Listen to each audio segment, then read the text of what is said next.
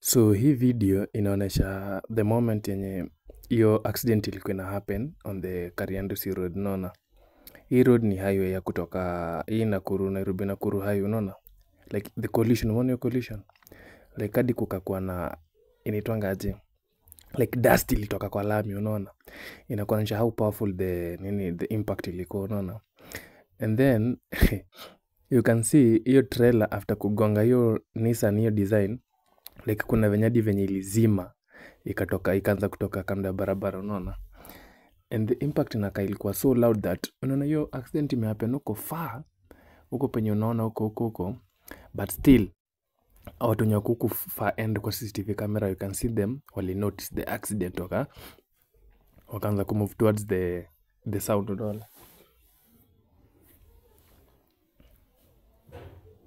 Unfortunately, so watu wali pass kwa hii accident walikuwa a lot of lives zilikuwa lost, 13 lives, unaona. I guess hiyo Nissan sidhani kulikuwa na survivor. Kwa Nissan juu ukisema 13 people wali pass, na tuseme hiyo truck driver maybe ilikuwa hiyo truck ilikuwa na driver mmoja, then the rest casualties walikuwa tu kwa hiyo Nissan, unaona. Which is very terrifying, unaona. Na ukiwachukua hii video sijui nani anaweza kuwa alikuwa on the wrong side. Juu hii impact like ni head on, like kulikuwa tuna mtu mmoja nikaa alizubatu kidogo, and then you can see the aftermath ya hiyo impact, unaona.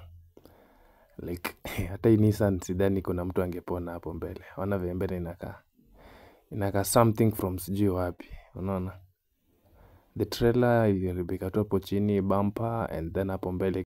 So kinaweza sema tu ni ati sahi kwa live kwa hizi barabara tunaoperate nazo ni grace to your God. So ukitravel manze omba, na si ati wenye wamepasa wajomba, like walikuwa wameomba, but sema tu ilikuwa siku ya wanacheki, but it's unfortunate manze hii kitu ili happen, but all in all God knows.